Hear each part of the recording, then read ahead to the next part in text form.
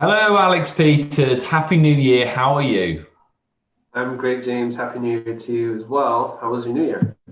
New Year was fantastic. We managed to go skiing in Park City in Utah, and it was the most incredible experience going on your first proper ski holiday with your family. And I cannot recommend it highly enough, especially with 2020 being the year that it was. It was pretty cool to be there moving into 2021. And it's going to be an interesting year this year. This is why I wanted to do a great big video. Let's talk about real estate. Let's talk about the interest rates. Let's talk about what we predict in 2021. So let's get started. So, first of all, interest rates. Any change since last year? Are they suddenly at 20%? What's going on? Yeah, it's double digits now, guys. You missed the boat. No, I'm just kidding. I'm totally kidding. Total joke. They have ticked up a little bit. A lot of it has to do with the elections that have been going on, the Georgia runoff and whatnot.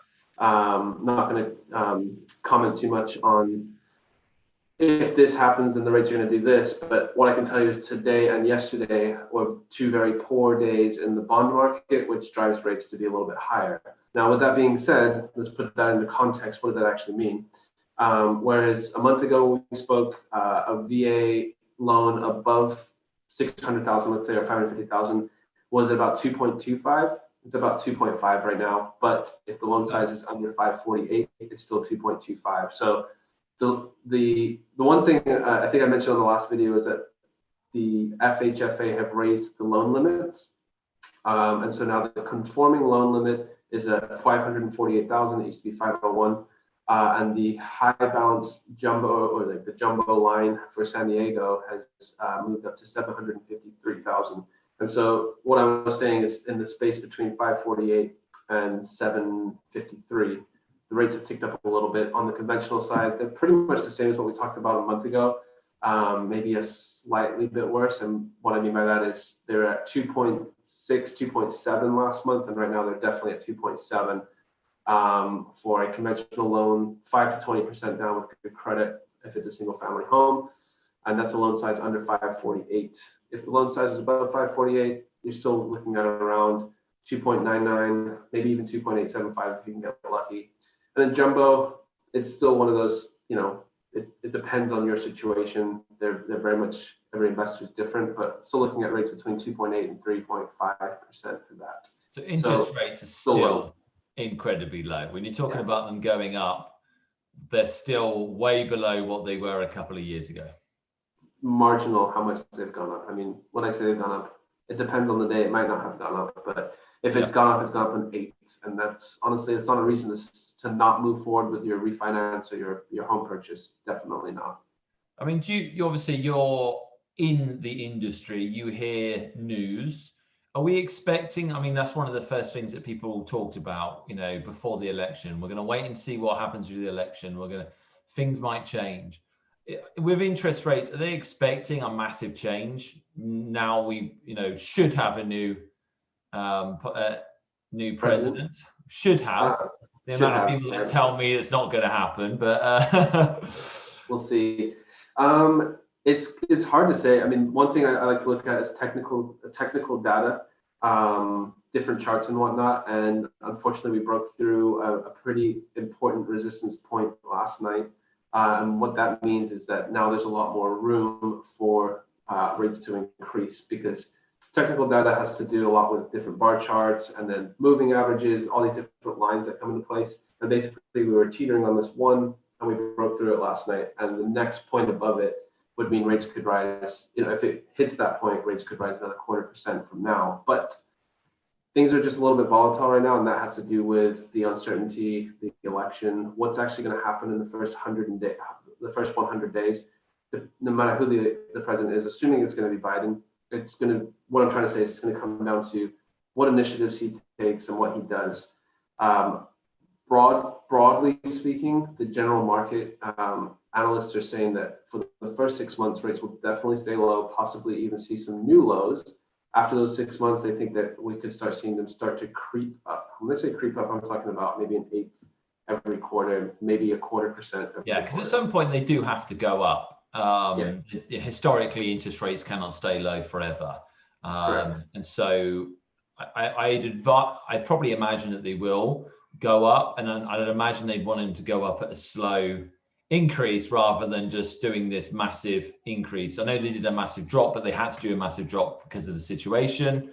I can't imagine that the world is suddenly going to be a better place in 6 months where they can just, shoot it up and everything be okay. So I imagine if it did go up, it would be in very small increments, as you mentioned. From my point of view, you're probably seeing exactly the same thing. The market's still crazy in San Diego. It still is. The funny thing is I was listening to someone earlier, and she was talking about real estate in Boston, and she was talking about how there's been a decrease there. And it's very interesting to see how state to state, town to town, things are extremely different depending on the situation. I think places that are more open, where they're still doing open houses, where nothing really changed, there's a lot more movement. And if there's a lot more movement, then house prices are probably staying where they are or even dropping because of the fact it's supply and demand. Here, there's no supply, and because of interest rates being so low and because we live in such an awesome place, the demand is still really high. So I'm really interested to see what's going to happen at the beginning of this year, because I think a lot of people are waiting to see what happened with the election. A lot of people are waiting to see what happens with the virus. I think a lot's going to happen in regards to vaccines, in regards to schools, in regards to jobs. There's going to be a lot that happens in a short space at the beginning of this year. It might be 3, might be 6 months. There's going to be more homes that come on the market.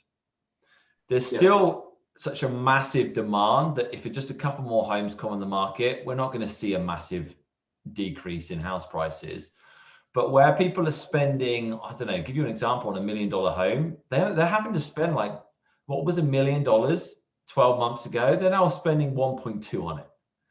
Wow. I've got a feeling what might happen in the new year is, whereas there was only one house available on that street and they are paying 1.2, I've got a feeling there might be 2 or 3 homes on that street. So that it won't be selling for 1.2 anymore. They might be selling for 1.1, 1.5 to begin with. So it's not really going to be necessarily a drop in house prices. It's going to be more people not paying a ridiculous amount over what the house is actually worth. Makes sense. Simple supply and demand. Completely agree. My buyer list of pre-approved people just continues to grow and grow and grow, and very few are then converting into a new transaction or a new escrow for them. I think that you're absolutely right. That's going to flip at some point, and we're going to start seeing more inventory in the market. And it's not necessarily house prices are going to drop. It's just the competition, which drives the price up, is going to be less. So, well, house prices have risen between 10 to 15% since March-ish time, right? Wow. That is just incredible. So I don't think necessarily that it's a case of house prices are going to drop. Hopefully house prices will get to where they were before. Yeah. They're still going to be high. San Diego house prices are high, but at some point, I think we're just going to see a few more homes come on the market. So my advice to people is that you don't necessarily wait, but don't overpay. That is what my advice is. I've got best friends looking for a house at the moment, and I keep saying to them, we're not going to overpay for this house. And a couple of times we've put in gigantic bids that were way over what the house is worth. And I, was very clear to them and just said, look, the house is not worth that. It really isn't, because when I say what house is worth is what someone will pay, yes, but I really do believe in just a couple of months that house will not be worth that figure. So that's why I say it's not worth that, because if in 2 months' time I'm confident there's just going to be more homes available. There's never any homes available between Thanksgiving and New Year historically anyway. No one wants to move. They wait till the new year. So there's going to be a few more homes that come on the market, in my opinion. I know a lot of people who are waiting to list their home in the new year. So my advice would be is look, write offers, but don't be ridiculously stupid, because I promise you there will be more homes coming on the market at some point in the next few months. You can save yourself, just even if it's just a few thousand, you can save yourself something by not overpaying. Don't get in that ridiculous bidding war, where you're having to like say no appraisal contingency, no inspection contingency. That's what you're having to do to get a house. Right. So I would just advise people to just hold fire, not hold fire in regards to writing offers, but hold fire in regards to writing ridiculous offers right now. Yeah, and also people don't get, the clients that I've had that have put in 15 offers and haven't gotten accepted, don't give up hope. Yeah. Because you're absolutely right. November, Christmas, every single year, I can go back and show you, it's always low. It's always lower inventory anyways. And then we always see the pickup in February, March, April. That's like where we start getting to our big old swing. And if we combine that with the fact that the COVID vaccines are rolling out, whether you choose to take it or not, there's going to be a huge segment of people that do. That's going to just help to lift everything as it is. It's going to help to, restore confidence in your ability to go out and just do things. That's going to help people to start moving more again as well. So I honestly think we could be in for an insane year as far as real estate goes for purchasing and selling real estate. Just think it might take a couple more months before we're at that. Well, that's the other thing to mention is there's a lot of people who didn't buy last year that are going to buy this year. There's a lot of people that didn't sell last year that are going to be this year. The supply and demand, whilst there's going to be more supply, the demand is also going to be higher this year. There's a lot of people I know, in my database who have a house, they're renting, they want to buy, they're in a house that's too small, they want to get a bigger home. There's people that unfortunately have lost their jobs, who have been trying to look for jobs, haven't found it. Maybe they found a job that doesn't pay as much, so they're going to sell their bigger house and get to a smaller house. They're maybe going to move states because people don't like the politics in California. A amount of people that talk about that. So a lot is going to change in 2021. So it's just a bit, the ideal situation is just to keep watching these videos every month and reach out to both of us. We'll be honest and let you know our opinion. That's one of the great things about me and you is I'll tell you if I don't think now is the right time to buy. I won't force you into something that's not right for you in your situation. Right. We want happy clients. We're not just here to make a buck. Like, we want to actually deliver value and help people. And we'll be very transparent and honest if we don't think this is a good purchase or a good time for you to refinance or anything like that. That's what we commit to you for. Well, thank you very much, Alex. Have you got anything else that you need to talk about? Any random new loan products or anything that you've got? Nothing crazy. Nothing that's groundbreaking. The biggest thing is the loan limits changed. It makes it easier for people to get loans at higher levels. So no new groundbreaking products, but trust me, you'll be one of the first people to know if we get something. Awesome. Thank you very much. Thank you very much, Alex. You have a good one.